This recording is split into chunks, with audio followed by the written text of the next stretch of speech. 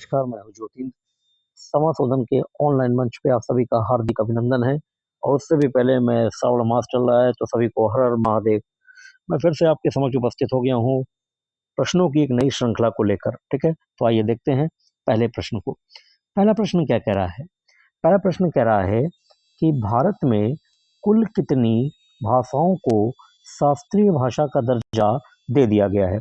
तो बेटा ये दे दिया गया है 6 को, 6 भाषाओं को। ठीक है, टिक कर लीजिए इसको फटाक से। चलिए आते हैं नेक्स्ट में, क्वेश्चन नंबर 2। क्वेश्चन नंबर 2 क्या कह रहा है कि आर्थिक सर्वे के अनुसार वित्त वर्ष 2023-24 में भारत का सर्विसेज एक्सपोर्ट कितने प्रतिशत बढ़कर इतने अरब डॉलर हो गया है? तो बेटा ये हो गया है 4.9% बढ़कर 341.1 अरब डॉलर हो गया है। ठीक है, 2 का बी बेटा। चलिए आते हैं नेक्स्ट में। नेक्स्ट क्वेश्चन क्या कह रहा है? क्वेश्चन नंबर 3 है बेटा ये कि फ्रेजाइल फ्रेजाइल एक्स सिंड्रोम जागरूकता जैसे FXS दिवस हर वर्ष किस दिन मनाया जाता है? फ्रेजाइल एक्स सिंड्रोम जागरूकता दिवस कब मनाया जाता है बेटा? तो ये मनाया जाता है 22 जुलाई को। कब मनाया जाता है? 22 जुलाई को। ठीक है, देखो बेटा इसमें क्या है, ये आगे मैंने शायद इसको क्वेश्चन को ले रखा है मैंने, मगर यहाँ पे भी मैं आपको बता दे रहा हूँ कि इस बीमारी में क्या है, मस्तिष्क प्रभावित हो जाता है। ठीक है, मस्तिष्क को क्या कर देता है, ये प्रभावित कर देता है। चलिए आते हैं नेक्स्ट में। नेक्स्ट में क्वेश्चन नंबर 4। क्वेश्चन नंबर 4 क्या कह रहा है कि विज्ञान और प्रौद्योगिकी विभाग के स्वायत्त संस्थान पुणे के आघारकर रिसर्च इंस्टीट्यूट के शोधकर्ताओं के द्वारा लैक्टिक एसिड के नए बैक्टीरिया की खोज की गई है। इसका नाम क्या है? एक नए बैक्टीरिया की खोज हुई है जो कि लैक्टिक एसिड का है। इसका नाम क्या है? तो इसका नाम है MCC0200। ठीक है, टिक कर लीजिए, मोस्ट इंपॉर्टेंट। आइए नेक्स्ट में। नेक्स्ट क्वेश्चन क्या कह रहा है? क्वेश्चन नंबर बेटा 5 है। क्वेश्चन नंबर 5 कह रहा है कि MCC0200 एक प्रोबायोटिक वेरिएंट है जो कि इसे पचाने की क्षमता रखता है। किसे पचाने की? तो बेटा ये कोलेस्ट्रॉल को भी पचा लेता है। ठीक है, टिक कर दीजिए। अच्छा, यहाँ पर एक नोट पॉइंट भी हम लोग लेके चलेंगे। नोट पॉइंट क्यों? क्योंकि देखो कई बार ऐसा होता है कि जैसे मान लीजिए इस समय गर्मी पड़ रही है, तो गर्मी में हर व्यक्ति प्रयास करता है कि कुछ ऐसे ऐसे कुछ क्या कहते हैं पेय पदार्थों को पिया जाए जिससे पेट वेट ठीक रहे, है ना, गैसेस ना बने, बहुत सारी चीजें होती हैं, डाइजेशन ठीक रहे। तो आपने देखा होगा अक्सर हम मट्ठा मट्ठा वगैरह यूज करते हैं, तो उसमें लिखा होता है प्रोबायोटिक वेरिएंट। क्या लिखा होता है? प्रोबायोटिक वेरिएंट लिखा होता है। अब ये प्रोबायोटिक क्या होता है, इसको जरा नोट पॉइंट में मैं लिख रहा हूँ। देखिए एक्चुअली में अगर अगर आप फर्मेंटेशन यानी किण्वन की प्रक्रिया से कोई भोजन तैयार कर रहे हैं, कोई खाद्य पदार्थ तैयार कर रहे हैं, तो उसे आप क्या कहते हैं? प्रोबायोटिक। क्लियर है? यानी किण्वन की प्रक्रिया से बनाया गया फूड। किण्वन किण्वन की प्रक्रिया से बनाया गया भोजन, बनाया गया भोजन। ठीक है बेटा, जैसे मान लीजिए इडली है, डोसा है, तो ये सब क्या है? प्रोबायोटिक फूड है। ठीक है। अच्छा, अब आप कहेंगे सर प्रोबायोटिक तो अल्कोहल भी हो सकती है क्योंकि वो भी तो फर्मेंटाइज्ड है, यानी वो भी रिकमेंड कीजिए फिर। नहीं नहीं, ऐसा नहीं है। एक्चुअली में क्या है कि ऑलमोस्ट भोज पदार्थों की बात हो रही है यहाँ पे। ठीक है, अल्कोहल की नहीं। चलिए आते नेक्स्ट में। हाँ वो भी ठीक है, प्रोबायोटिक में आएगा, फर्मेंटाइज हो जाएगा। और ध्यान रखिएगा 13% से अगर ऊपर हो जाता है फर्मेंटाइज, तो फिर वो जहरीला हो जाता है। इसको आप बोलते हैं ना जहरीली शराब, मेथिल अल्कोहल, तो वो वही बन जाएगी फिर। चलिए आते हैं नेक्स्ट में। अगले क्वेश्चन पे आते हैं, क्वेश्चन नंबर 6 बेटा। क्वेश्चन नंबर 6 क्या कह रहा है कि MCC यानी वही बैक्टीरिया लैक्टिक एसिड का, MCC0200 शरीर के किस भाग में पनपता है और उसकी सतह से मजबूती से जुड़ा हुआ पाया जाता है? तो बेटा ये आंतों से यानी इंटेस्टाइन से लिपटा रहता है। क्लियर है? चलिए आते नेक्स्ट में। Question number 7। क्वेश्चन नंबर 7 क्या कह रहा है? संयुक्त राष्ट्र पर्यावरण कार्यक्रम यानी UNEP, united nation environmental programme ने 16 जुलाई 2024 को अपनी एक रिपोर्ट जारी की है। ठीक है, जिसका क्या नाम है, यानी रिपोर्ट का नाम पूछा गया। तो बेटा देखो 7 का है, रिपोर्ट का नाम क्या है? Navigating new Horizons. फिर ये a global foresight report on planetary health and human wellbeing. ठीक है, ये रिपोर्ट का नाम है। टिक कर लीजिए, बहुत बहुत इसके चांसेस हैं कि पेपर में आ जाए। चलिए आता है नेक्स्ट में बेटा। नेक्स्ट में क्वेश्चन नंबर 8। क्वेश्चन नंबर 8 क्या कह रहा है? यूरोपीय यूनियन का कार्बन सीमा समायोजन तंत्र अर्थात कार्बन बॉर्डर एडजस्टमेंट मैकेनिज्म, इसका शॉर्ट नेम क्या है? CBAM, किस प्रकार की नीति है? किस प्रकार की नीति है? तो देखिए यहाँ पे आंसर क्या है इसका? डी। ए और बी दोनों, तो हम जरा पढ़ लेते हैं कि ए और बी क्या कह रहा है। यह कार्बन बॉर्डर एडजस्टिंग मैकेनिज्म वैश्विक व्यापार और जलवायु नीतियों में किया गया एक प्रयोग है। ठीक है। बी क्या कह रहा है? इसके तहत लोहा, इस्पात, सीमेंट, एल्युमिनियम, उर्वरक, बिजली और हाइड्रोजन जैसे आयातित सामान पर उत्सर्जन के आधार पर कर लगाने की सिफारिश की गई है। इसको टिक कर दीजिए, मोस्ट इंपॉर्टेंट। ठीक है, मोस्ट इंपॉर्टेंट। ठीक है, चलिए आते हैं नेक्स्ट में। नेक्स्ट में क्वेश्चन नंबर 9। देखिए क्वेश्चन नंबर 9 ऊपर के ही क्वेश्चनों से संबंधित है, हालांकि मैंने वहां पे ही आपको ये बता दिया था। खैर यहाँ पे देख लीजिए फिर से, स्पष्ट रूप से लिखा हुआ है, फ्रेजाइल एक्स सिंड्रोम शरीर के किस हिस्से को प्रभावित करता है? तो बेटा ये मस्तिष्क को प्रभावित करता है। किसको करता है? मस्तिष्क को। चलिए आते हैं नेक्स्ट में।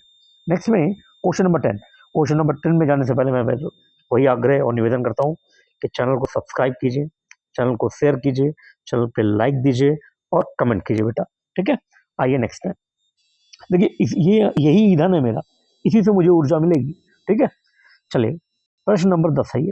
क्या कह रहा है? संयुक्त राष्ट्र पर्यावरण कार्यक्रम UNEP की 16 जुलाई 2024 की रिपोर्ट, ये आपने ऊपर पढ़ा था अभी, ठीक है, के अनुसार किस वर्ष तक और भी नई जूनोटिक बीमारियां उत्पन्न हो जाएंगी? क्लियर है? ये उत्पन्न हो जाएंगी 2030 तक। ठीक है, 2030 तक जूनोटिक बीमारियां और उत्पन्न हो जाएंगी, ऐसा कहा जा रहा है। अच्छा, यहाँ पर नोट पॉइंट एक लेंगे हम लोग, और नोट पॉइंट क्या है?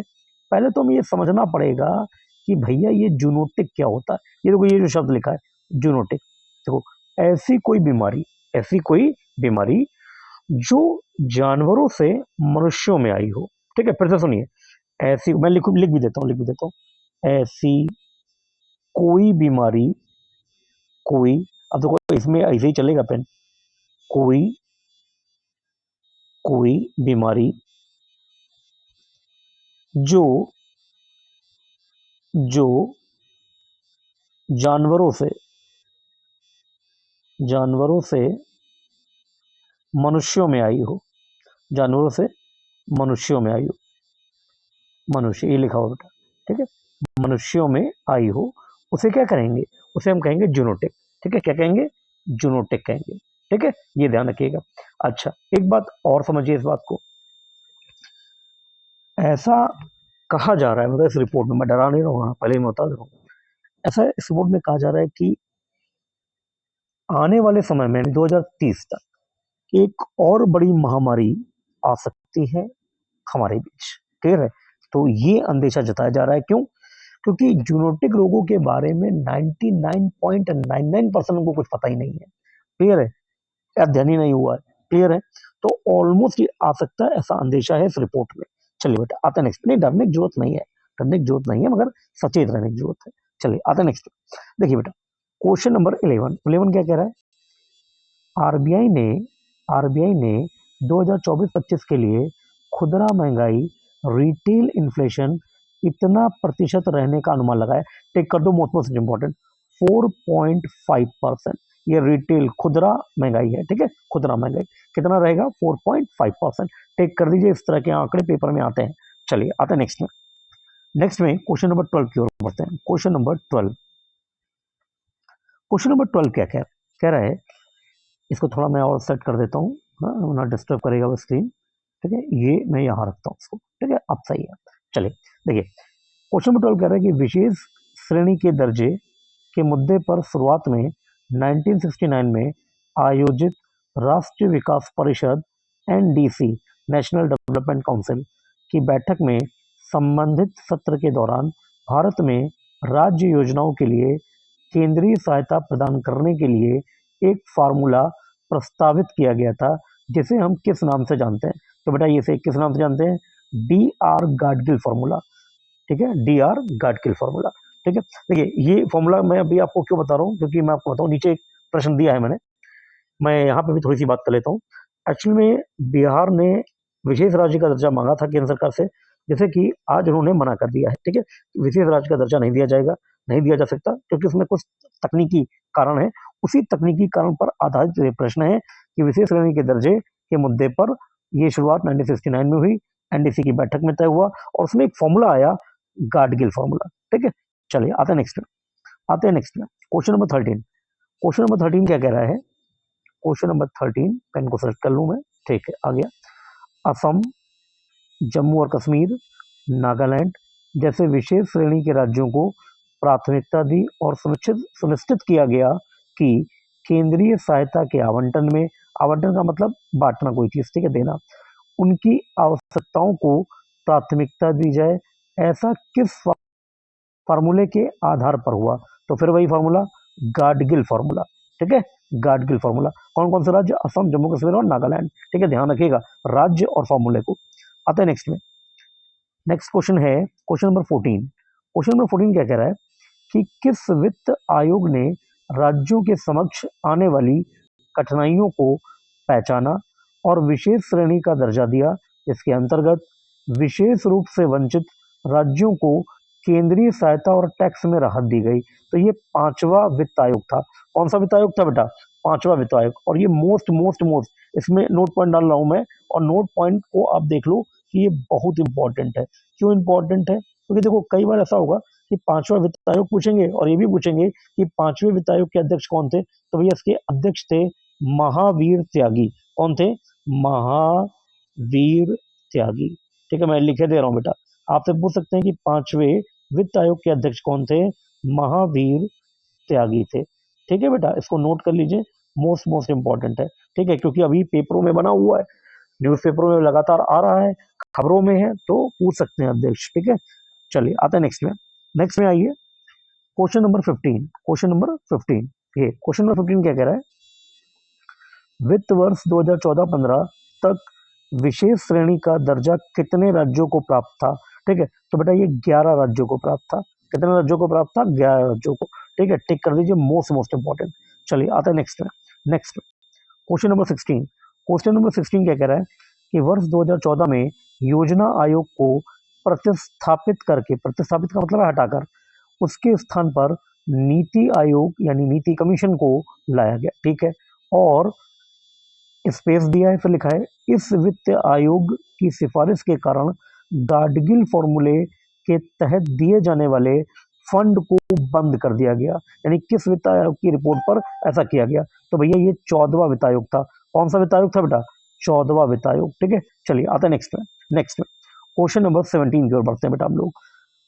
उपरोक्त सिफारिश के पश्चात सभी राज्यों को जो आवंटित धनराशि दी जाती थी उसका हिस्सा 32% से बढ़कर कितना कर दिया गया था? ठीक है, तो देखो जब जब विशेष राज्य का दर्जा नहीं दे पाए, इस व्यवस्था को खत्म किया, तो ऑलमोस्ट हमने हिस्से को बढ़ाया, तो 32% से कितना बढ़ा दिया है? उसको 42% कर दिया है। ठीक है, टिक कीजिए, most most important, most most important. चलिए आते हैं नेक्स्ट में। नेक्स्ट में क्या कह रहे हैं कि राज्य को आवंटित नेट फेयर करने योग्य टैक्स का हिस्सा 32% से बढ़ाकर 42%, जैसे कि ऊपर पढ़ा, कर दिया गया है। बहुत अच्छी बात है। ऐसा किस अवधि तक के लिए किया गया? यानी किस अवधि तक 32% से बढ़ाकर 42 देंगे, किस अवधि तक किया गया?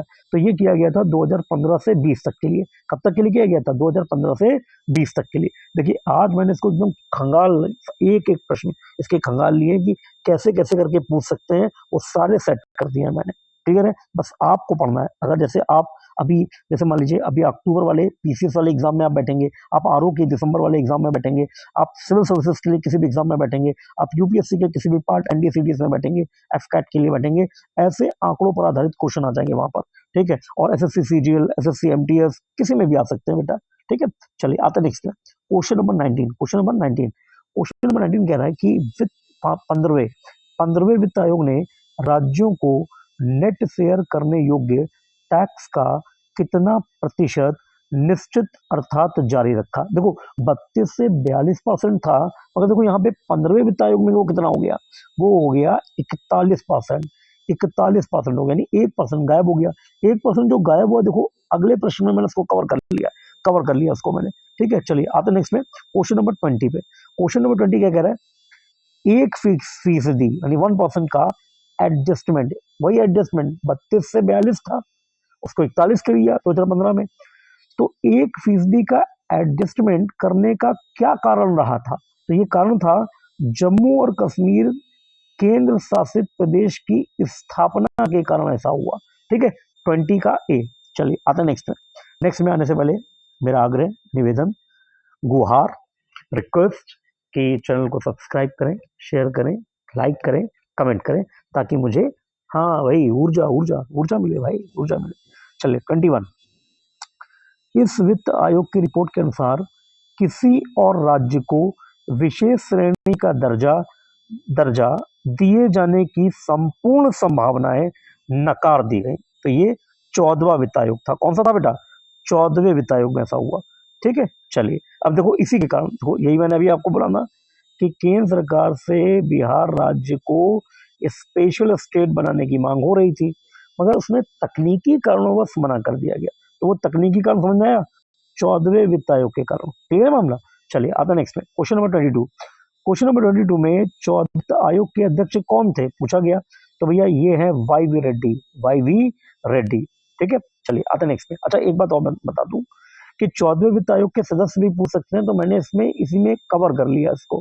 ठीक है, अध्यक्ष तो पूछते हैं, ठीक है, कंट्रोवर्शियल क्योंकि अभी चल रहा है मामला, तो आ सकता है, मगर हो सकता है सदस्य ही पूछ ले। तो ये सुषमा नाथ, ये सदस्य हैं, ये सुषमा नाथ हो गए, एम गोविंद राव हो गए, अभिजीत सेन हो गए, ये इसके सदस्य थे। और अध्यक्ष कौन थे, वाई वी रेड्डी। ठीक है, ये आरबीआई गवर्नर भी थे। ठीक है, चलिए आता नेक्स्ट में क्वेश्चन नंबर 23 में बेटा। क्वेश्चन नंबर 23 में क्या कह रहा है कि 15वें वित्त आयोग के अध्यक्ष कौन थे, तो भैया 15वें वित्त आयोग के अध्यक्ष थे नंद किशोर सिंह। और जैसा कि मैंने आपको बताया पिछले, जैसे पीछे वाला ऊपर वाला क्वेश्चन है 14वें वाला, सॉरी 22वां क्वेश्चन, उसमें भी मैंने क्या किया था कि सदस्य के नाम आपको ऑप्शन में दे दिए थे। तो यहाँ पर भी मैंने यही किया है कि 15वें वित्त आयोग के अध्यक्ष कौन है, नंद किशोर सिंह ही है, मगर उस 15वें वित्त आयोग में सदस्य कौन कौन थे, तो ये अजय नारायण झा थे, रमेश चंद्र भी थे, और अशोक लाड़ी भी थे। ठीक है, इसको भी ध्यान रखिएगा। चलिए आते नेक्स्ट में क्वेश्चन नंबर 24। हाल ही में केंद्र सरकार ने किस राज्य की विशेष दर्जा प्राप्त करने की मांग को खारिज कर दिया है, तो जैसे कि मैंने थोड़ी देर पहले बताया था, हाँ समझ गए, बिहार। ठीक है, बिल्कुल सही उत्तर, बिहार। चलिए आता नेक्स्ट में क्वेश्चन नंबर 25 बेटा। चलिए देखिए इसमें क्या कहा गया है, क्वेश्चन नंबर 25 में 22 जुलाई 2024 यानी आज को वित्त मंत्री निर्मला सीतारमन जी ने 2023-2024 का इकोनॉमिक सर्वे जारी किया, आर्थिक सर्वेक्षण। ठीक है, जिसके अंतर्गत 2024-25 में वृद्धि दर इतने प्रतिशत रहने का अनुमान लगाया। तो बेटा वो कितना रहेगा, 6.5 से लेकर 7%। तो वो आज 22 जुलाई है जब मैं ये लेक्चर रिकॉर्ड कर रहा हूँ, तो आज आर्थिक सर्वे आ गया जो कि बजट से पहले ही आता है। ठीक है, तो उसमें इकोनॉमिक ग्रोथ कितनी बताई गई है, अनुमान कितना लगाया गया है, 6.5 से 7% रहने का अनुमान लगाया गया है। ठीक है बेटा, चलिए आता नेक्स्ट में क्वेश्चन नंबर 26। क्वेश्चन नंबर 26 में क्या कह रहा है, इकोनॉमिक सर्वे अर्थात आर्थिक सर्वेक्षण रिपोर्ट वित्त मंत्रालय की आर्थिक इकाई तैयार करती है। बहुत अच्छी बात है, कॉमा जिसमें इसे मुख्य आर्थिक सलाहकार की देखरेख में तैयार किया जाता है। भारत के मुख्य आर्थिक सलाहकार कौन है, तो वो कौन है बेटा, वी अनंत नागेश्वरन। कौन है, वी अनंत नागेश्वरन है। ठीक है, टेक कर लीजिए, मोस्ट इंपॉर्टेंट। चलिए आते हैं नेक्स्ट में बेटा। नेक्स्ट में क्वेश्चन नंबर 27 की ओर बढ़ गए हम लोग। ठीक है, बिल्कुल अंतिम दौर चल रहा है आज का। क्वेश्चन नंबर 27 में क्या कह रहा है कि इकोनॉमिक सर्वे अर्थात आर्थिक समीक्षा या सर्वेक्षण कब जारी किया जाता है, जो कि वार्षिक दस्तावेज है जिसमें अर्थव्यवस्था की स्थिति की निष्पक्ष समीक्षा या पुनर्विलोकन होता है। तो भैया ये 27 में क्या है, बजट से एक दिन पहले, मतलब बजट से पहले भी कर सकते हैं। अब हो सकता है कि आपके पेपर में जब आए तो बजट से वो उसमें ऑप्शन मिले कि बजट से पहले या एक दिन पहले। ठीक है, अब जैसे कल बजट आ रहा है 23 को, ठीक है 23 जुलाई को, तो आज आर्थिक सर्वेक्षण आ गया है तो बजट से पहले आता है, ठीक है, ये ध्यान रखिएगा। चलिए क्वेश्चन नंबर 28 में क्या कह रहा है, वित्त मंत्री निर्मला सीतारमण जी के द्वारा पेश किए गए आर्थिक सर्वेक्षण रिपोर्ट में यह बताया गया है कि विदेश में बसे भारतीयों ने 2024 के दौरान इतने अरब डॉलर का रेमिटेंस भेजा है। तो ये जो रेमिटेंस है ना, इसको अंडरलाइन कर लो, मैं गोला कर रहा हूँ, ठीक है, भारत देश में, ठीक है, भारत देश में देखो वो रेमिटेंस कितना है, पहले हम इस क्वेश्चन को देख लेते हैं। रेमिटेंस कितना भेजा गया है, 124 अरब डॉलर, 124 बिलियन डॉलर। क्लियर है मामला, इतना भेजा गया। अब जरा मूल मुद्दे में बात करते हैं। देखो बेटा, यहाँ पर जो रेमिटेंस शब्द आया है ये अर्थव्यवस्था का है, ये पूरा मामला खैर आपको समझ में आ ही रहा होगा। रेमिटेंस क्या होता है, तो इसमें नोट पॉइंट में मैं लिख देता हूँ, इसको जरा समझ में लीजिए आप। देखिए, इसको एक लाइन में ही बोलते हैं विदेशों से आया पैसा, विदेशों से या बाहर से, विदेशों से आया पैसा। अब विदेशों से पैसा कैसे आएगा कि भैया, एक तरीका तो ये हो सकता है कि जो कुछ भारतीय जो जॉब की वजह से विदेशों में सेटल हो गए जाके, तो भैया वहां पे जो पैसा कमा रहे हैं केवल वही अपने ही पास रख रहे हैं क्या, उसको भारत में अपने परिवार में भेजते होंगे, ठीक है। तो वो जो पैसा विदेश से चलकर उस नागरिक ने, भारत के उस नागरिक ने, उस बंदे ने कमाया, उसने जो पैसा घर भेजा यानी भारत भेजा, दैट इज कॉल्ड रेमिटेंस। तो विदेशों से आया पैसा, दैट इज रेमिटेंस। हालांकि यही एक तरीका नहीं होता रेमिटेंस भरने का, रेमिटेंस भरने के और भी तरीके होते हैं, जिसको मैं किसी अन्य वीडियो में आपको बताऊंगा जब मैं इकोनॉमिक्स डिस्कस कर रहा हूँ आपसे, ठीक है बेटा। चलिए आते हैं नेक्स्ट में आते हैं। नेक्स्ट में क्वेश्चन नंबर आते हैं 29 पे बेटा, 29 पे क्वेश्चन पे देखिए क्या कह रहा है। आर्थिक सर्वेक्षण रिपोर्ट के अनुसार, जो आज आई है, ठीक है, आज यानी 22 जुलाई को, के अनुसार वर्ष 2025 तक रेमिटेंस कितने अरब डॉलर तक पहुंचने का अनुमान है। तो बेटा ये अरब डॉलर कब तक, 2025 तक। और रेमिटेंस क्या होता है, अभी मैंने आपको बताया, हाँ, विदेशों से आया पैसा, बिल्कुल ठीक, ठीक है। तो 2025 तक ये कितना हो जाएगा, 129 अरब डॉलर। और अभी कितना है, 124, यानी 5 अरब डॉलर बढ़ेगा, बढ़ने का अनुमान है, 5 अरब डॉलर बढ़ने का अनुमान है, ठीक है, ये ध्यान रखिएगा, अंतर में भी क्वेश्चन पूछ सकते हैं। चलिए आज का फिर अंतिम प्रश्न यानी प्रश्न नंबर 30 बेटा। 30वें नंबर के प्रश्न को करवाने से पहले फिर मैं मेरा निवेदन, आग्रह, रिक्वेस्ट कि बेटा चैनल को सब्सक्राइब करें, शेयर करें और कमेंट करें और लाइक भी कर दें, है ना, क्योंकि मैं बिल्कुल मोती ऐसे क्वेश्चन ढूंढ के लाया हूँ आपके लिए और आगे मैं लाता रहूंगा, ठीक है। तो उसके लिए ऊर्जा चाहिए और मेरे लिए ये ऊर्जा यही है, ठीक है। चलिए आते बेटा क्वेश्चन नंबर 30। देखिए, चीन +1 या चाइना +1 भी बोलते हैं इसको, ठीक है, चाइना +1 या चीन +1 या केवल +1 या C+1 रणनीति क्या है। तो देखो बेटा इसमें क्या है, इस रणनीति का मतलब है कि केवल चीन में निवेश करने से बचें या बचने और अन्य देशों में व्यापार में विविधता लाना है। क्लियर है मामला, ये है, मतलब केवल चीन ही में निवेश नहीं करना है, इसके अतिरिक्त भी कुछ सोचना है कि अन्य जगहों पर भी आप क्या करें, निवेश करें। तो बेटा इसी के साथ 300 क्वेश्चन T30 के पूरे हुए। क्वेश्चन आपको कैसे लगे वो मुझे कमेंट करके बताइए, और भी उसमें क्या बढ़ोतरी हो सकती है, क्या और जोड़ा जा सकता है, और भी कौन से टॉपिक आपको चाहिए, उस पर भी मैं फटाफट वीडियो बनाकर आपको भेजता हूँ, ठीक है, ताकि आप उसको देखें, ताकि वो अपनी परीक्षा में आपके लिए वो मददगार साबित हो। तो इन्हीं बातों के साथ आज के लिए बस इतना ही। सभी को जय हिंद, जय भारत।